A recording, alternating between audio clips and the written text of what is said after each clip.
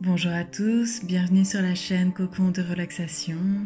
Je vous invite à vous abonner si ce n'est pas déjà fait et à laisser un pouce en l'air ou un commentaire si jamais le contenu vous plaît.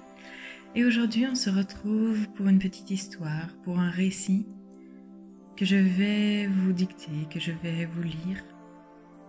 Et ce récit n'a pas été écrit par moi mais par Sarah. Vous pouvez retrouver ce récit sur le site Femme Tendance. Cette histoire s'appelle Le génie menteur ou les 7 miroirs de l'âme.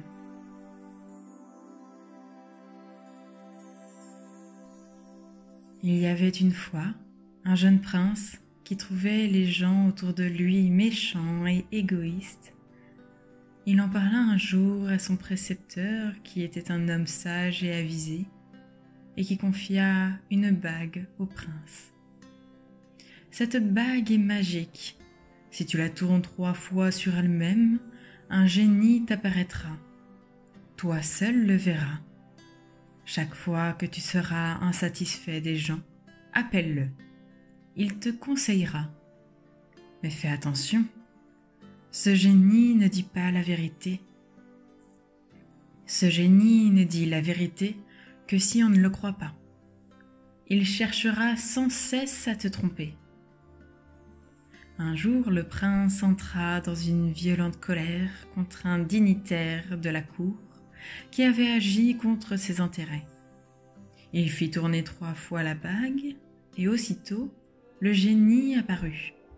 « Donne-moi ton avis sur les agissements de cet homme, dit le prince. S'il a fait quelque chose contre toi, il est indigne de te servir. Tu dois l'écarter ou le soumettre. » À ce moment, le prince se souvint des paroles étranges de son précepteur.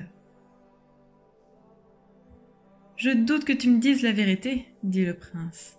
« Tu as raison, dit le génie. Je cherchais à te tromper. Tu peux bien sûr asservir cet homme, mais tu peux aussi profiter de ce désaccord pour apprendre à négocier, à traiter avec lui et trouver des solutions qui vous satisfassent tous deux. » Parcourant un jour la ville avec quelques compagnons, le prince vit une immense foule entourer un prédicateur populaire. Il écouta un instant le prêche de cet homme et fut profondément choqué par des paroles qui contrastaient violemment avec ses propres convictions. Il appela le génie. « Que dois-je faire ?»« Fais-le taire ou rends-le inoffensif, dit le génie. Cet homme défend des idées subversives. Il est dangereux pour toi et pour tes sujets. Cela me paraît juste, pensa le prince. Mais il mit néanmoins en doute ce que le génie avait dit. Tu as raison, dit le génie. Je mentais. Tu peux neutraliser cet homme, mais tu peux aussi examiner ses croyances, remettre en cause tes propres certitudes et t'enrichir de vos différences. Pour l'anniversaire du prince, le roi fit donner un grand bal où furent conviés rois, reines, princes et princesses. Le prince s'éprit d'une belle princesse qu'il ne quitta plus des yeux et qu'il invita maintes fois à danser sans jamais oser lui déclarer sa flamme. Un autre prince invita à son tour la princesse. Notre prince sentit monter en lui une jalousie profonde. Il appela alors son génie. « Que dois-je faire selon toi ?»« C'est une crapule, » répondit le génie. « Il veut te la prendre. Provoque-le en duel et tue-le. » Sachant que son génie le trompait toujours, le prince ne le crut pas. « Tu as raison, » dit le génie. « Je cherchais à te tromper. Ce n'est pas cet homme que tu ne supportes pas. Ce sont les démons de tes propres peurs qui se sont éveillés quand tu as vu ce prince danser avec la princesse. Tu as peur d'être délaissé, abandonné et rejeté. Tu as peur de ne pas être à la hauteur. Ce qui se réveille en toi dans ces moments pénibles te révèle quelque chose sur toi-même. » À l'occasion de la réunion du Grand Conseil du Royaume, un jeune noble téméraire critiqua à plusieurs reprises le prince et lui reprocha sa façon de gérer certaines affaires du royaume. Le prince resta cloué sur place face à de telles attaques et ne sut que répondre. L'autre continua de plus belle et à nouveau le prince se tut, la rage au cœur. Il fit venir le génie et l'interrogea. « Ôte-lui ses titres de noblesse et dépouille-le de ses terres, » répondit le génie. « Cet homme cherche à te rabaisser devant les conseillers royaux. »« Tu as raison, » dit le prince, mais il se ravisa et se souvint que le génie mentait. « Dis-moi la vérité, » continua le prince. « Je vais te la dire, » rétorqua le génie. « Même si cela ne te plaît pas, ce ne sont pas les attaques de cet homme qui t'ont déplu, mais l'impuissance dans laquelle tu t'es retrouvé et ton incapacité à te défendre. »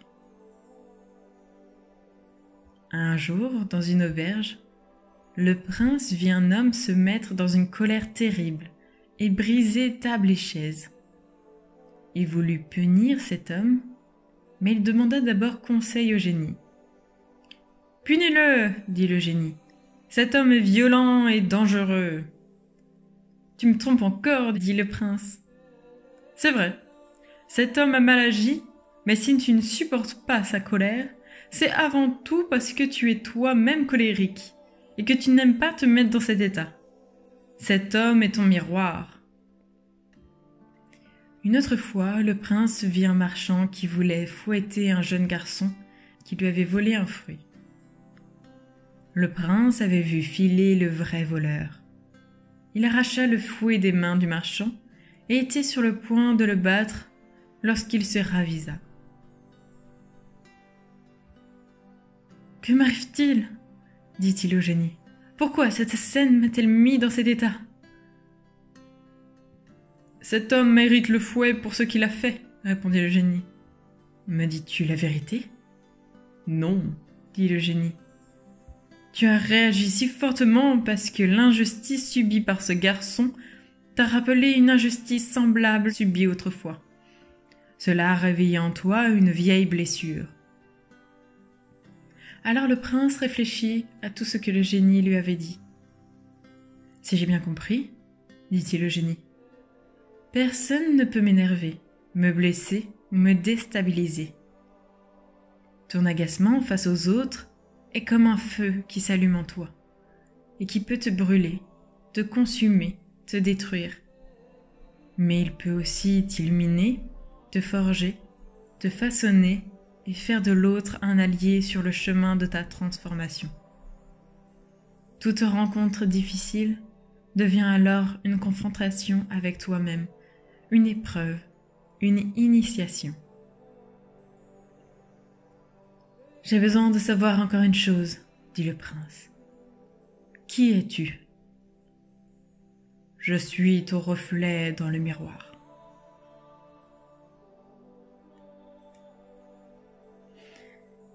Et voilà, c'est la fin de ce court récit. J'espère qu'il vous aura plu. Bien sûr, il parlait des blessures de l'âme.